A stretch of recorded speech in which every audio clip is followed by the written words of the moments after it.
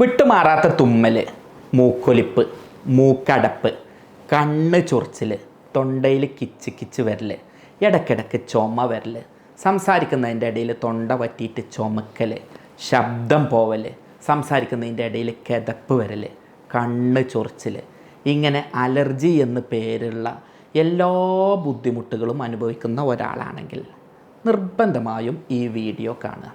ഇത് കൃത്യമായിട്ട് നിങ്ങൾക്ക് കാര്യങ്ങൾ പച്ച മലയാളത്തിൽ മനസ്സിലാക്കി തരുന്നതാണ് എന്നുള്ളതുകൊണ്ട് തന്നെ ഇതിലെ തെറ്റ് കണ്ടെത്താനും ഇതിലെ നാടൻ ഭാഷാ പ്രയോഗങ്ങളെ തെറി വിളിക്കാനും ആഗ്രഹിക്കുന്നവർ ദയവായി ഈ വീഡിയോ സ്കിപ്പ് ചെയ്യുക. കാരണം ഇത് സാധാരണ ആയിട്ടുള്ള ആളുകൾ എന്നും ദിവസവും ഞങ്ങളുടെ മുന്നിൽ വന്ന് അവരുടെ പ്രയാസങ്ങളുടെ കെട്ടഴിച്ച് അത് കണ്ട് സങ്കടം ശരിക്കും മനസ്സിൽ അനുഭവിക്കുന്നത് കൊണ്ട് ചെയ്യുന്ന ഒരു വീഡിയോ ആണ്. ഞാനിന്ന് ഇത്തരത്തിലൊരു വീഡിയോ ചെയ്യാനല്ല ആഗ്രഹിച്ചതിനെ. പക്ഷേ ഈ മഴ വന്നപ്പോൾ ഒരു മഴ കൊള്ളുമ്പോഴത്തിന്, കാലാവസ്ഥ മാറുമ്പോഴത്തിന്, പൊടി തട്ടുമ്പോഴത്തിന് ശ്വാസം മുട്ടുന്ന, തുമ്മുന്ന, കിച്ച് കിച്ച് പറയുന്ന ഒരുപാട് പേരുണ്ട്. ഓൾക്ക് എനിക്ക് അറിയുന്ന ഒരു പേഷ്യൻ്റ് ഉണ്ട്. ആ പേഷ്യൻ്റ് പറയുന്നൊരു സംഗതി ഉണ്ട്: ഡോക്ടറെ, ഞാൻ നാട്ടിലേക്ക് വരാനാണ് ആഗ്രഹിക്കുക, പക്ഷേ ഇവിടുത്തെ മഴക്കാലമായാൽ ഇവിടുന്ന് വേഗം പോകാനാണ് തോന്നുക. കാരണം അങ്ങനത്തെ മഴ തട്ടിയാൽ, ഈ കാലാവസ്ഥ മാറിയാൽ, നനഞ്ഞിട്ടുള്ള കാലം വന്നാൽ എനിക്ക് വലിയ പ്രശ്നമാണ്.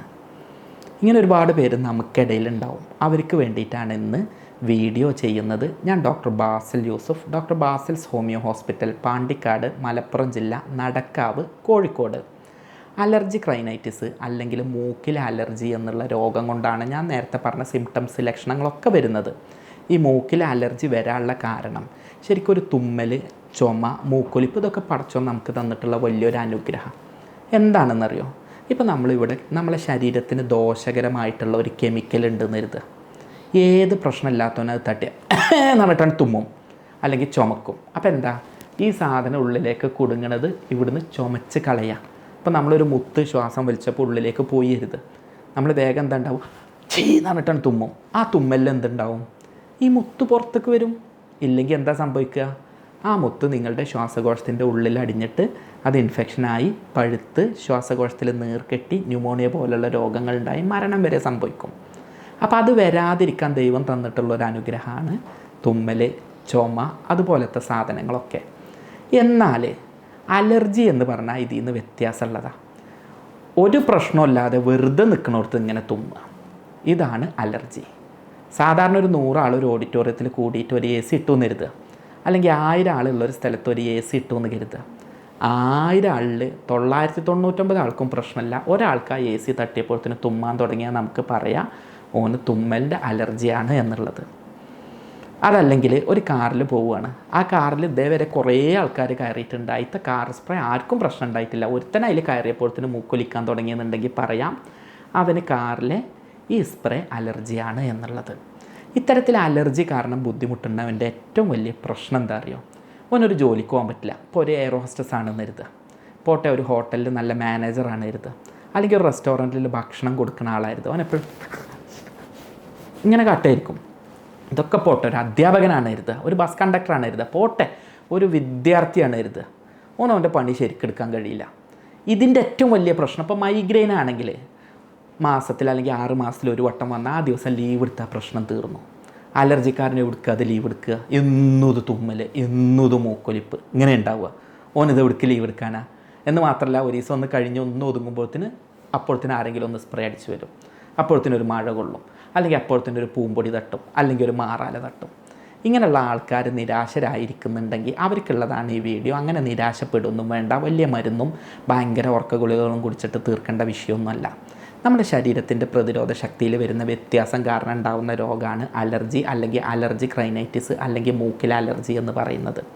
രക്തത്തിൽ ഹിസ്റ്റമിന്, ഇമ്മ്യൂണോഗ്ലോബുലിൻ E ഒക്കെ കൂടിയിട്ട് സാധാരണ ആൾക്കാർക്ക് എന്തൊക്കെ പ്രശ്നമില്ലാത്തതുണ്ടോ അത് നിങ്ങൾക്ക് തട്ടിയ പ്രശ്നമായിരിക്കും. അതാണ് ഈ രോഗത്തെ ഒറ്റ വാക്കിൽ പറയുന്നത്.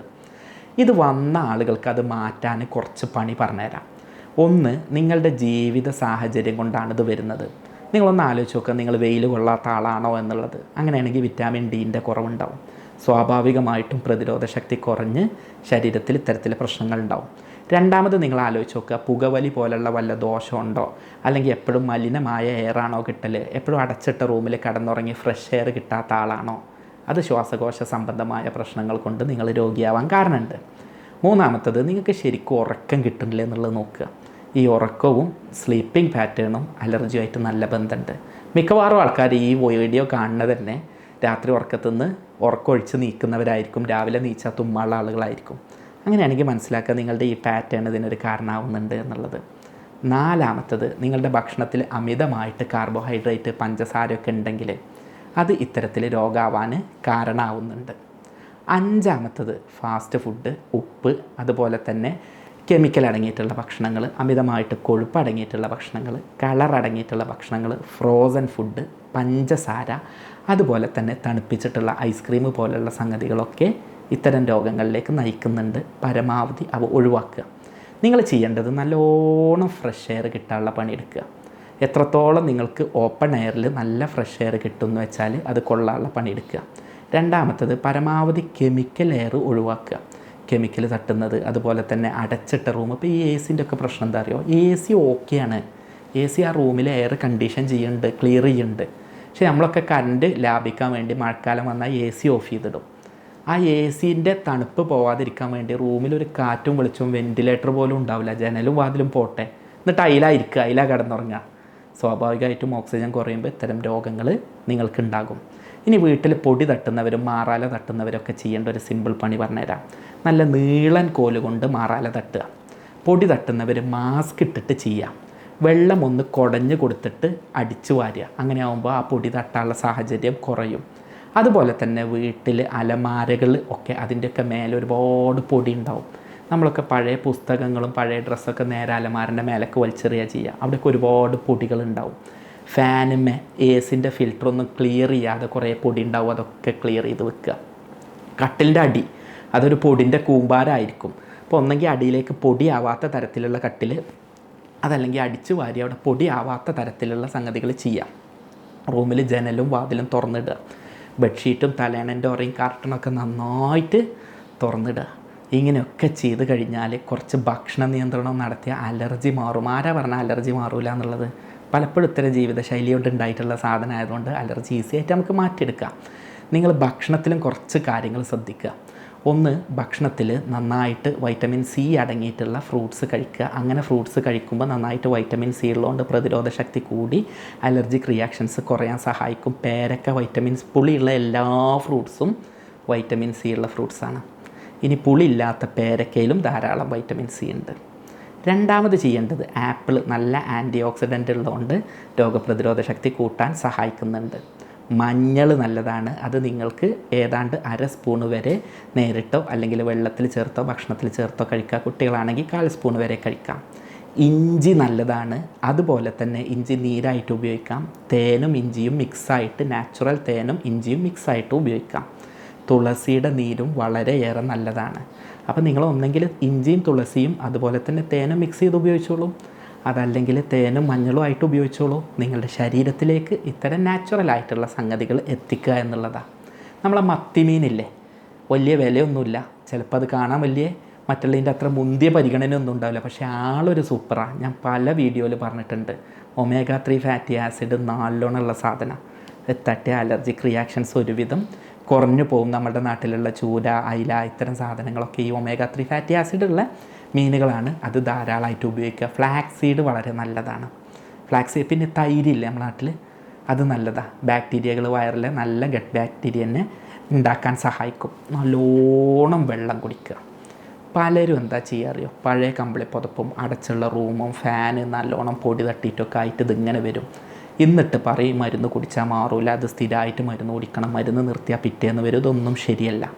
ഞാനിതിനെന്താ ചെയ്യാറുണ്ട്, ആർട്ടിഫിഷ്യൽ ഇൻ്റലിജൻസിൻ്റെ സഹായത്തോടെ രോഗനിർണയം നടത്തും. അങ്ങനെ നടത്തുമ്പോഴുള്ളൊരു ഗുണം എന്താണെന്ന് പറഞ്ഞു കഴിഞ്ഞാൽ, എന്താണ് നമ്മളുടെ രോഗം എന്നുള്ളത് കൃത്യമായിട്ട് നിർണയം നടത്താൻ പറ്റും. ഇന്ന് ലോകത്തിൽ ലഭ്യമായിട്ടുള്ള മുഴുവൻ അറിവുകളും സമാഹരിച്ചിട്ടുള്ള ചികിത്സാ രീതിയാണ് ആർട്ടിഫിഷ്യൽ ഇൻ്റലിജൻസ് കൊണ്ട് നമ്മൾ ചെയ്യുന്നത്. ഇന്ന് ലോകത്തിലുള്ള എല്ലാ യൂണിവേഴ്സിറ്റികളിലുള്ള പഠനങ്ങൾ, പ്രബന്ധങ്ങൾ, ഇൻ്റർനെറ്റിൽ അവൈലബിൾ ആയിട്ടുള്ള മുഴുവൻ സാധനങ്ങളും പഠിച്ച് നിങ്ങളുടെ ലക്ഷണങ്ങൾ, ചിലർക്ക് പൊടി തട്ടിയാലായിരിക്കും, ചിലർക്ക് മാറാല തട്ടിയാലായിരിക്കും, ചിലർക്ക് തുമ്മായിരിക്കും, ചിലർക്ക് സ്കിന്നിൽ പൊന്തായിരിക്കും, ചിലർക്ക് കണ്ണിൽ ചൊറിയായിരിക്കും. ഇങ്ങനെ എന്താണ് നിങ്ങളുടെ ലക്ഷണം എന്നുള്ളത് അതിൽ ഫീഡ് ചെയ്ത് കൊടുത്താൽ ഇതെന്തുകൊണ്ട് വന്നു, എത്ര കാലം മരുന്ന് കുടിക്കണം, എന്ത് മരുന്ന് കുടിക്കണം, എന്ത് ശ്രദ്ധിക്കണം, എന്തൊക്കെയുള്ള ഫുള്ള് നിർദ്ദേശം കിട്ടും. ഒരു ഡോക്ടറെ നന്നായിട്ട് സഹായിക്കാൻ കഴിയും. ഒരു ഡോക്ടറെ തലയിൽ പഠിച്ച ഒരു ഓർമ്മയുള്ള സാധനം മാത്രമല്ലേ മരുന്നുകളൊക്കെ ആയിട്ടുള്ള വരുള്ളൂ. ഇതങ്ങനെയല്ല. ഇന്ന് ലോകത്തിൽ ലഭ്യമായിട്ടുള്ള ഏതൊക്കെ മരുന്നുണ്ട്, അതിൻ്റെ ഏത് ഡോസ്, എത്ര അളവിൽ, എത്ര റിപ്പീറ്റേഷനിൽ, ഏത് ഡോസ് ആദ്യം, പിന്നെ അതിന് ശേഷം എന്ത് കൊടുക്കണം, മാറി എന്ത് കൊടുക്കണം, മാറിയിട്ടില്ലെങ്കിൽ എന്ത് കൊടുക്കണം എന്നുള്ള കൃത്യമായിട്ടുള്ള ട്രെയിനിങ് തന്നിട്ടുള്ള AI ഇന്ന് ലഭ്യമാണ്. അത്തരത്തിൽ ആർട്ടിഫിഷ്യൽ ഇൻ്റലിജൻസിൻ്റെ സഹായത്തോടെ ട്രീറ്റ് ചെയ്യുകയാണ് എന്നുണ്ടെങ്കിൽ ഒരുപാട് പേർക്ക് ഈ അസുഖം മാറ്റിക്കൊടുക്കാനും അതിൻ്റെ പ്രയാസങ്ങൾ മാറ്റിക്കൊടുക്കാനും കഴിഞ്ഞൊരനുഭവത്തിലാണ് സംസാരിക്കണേ.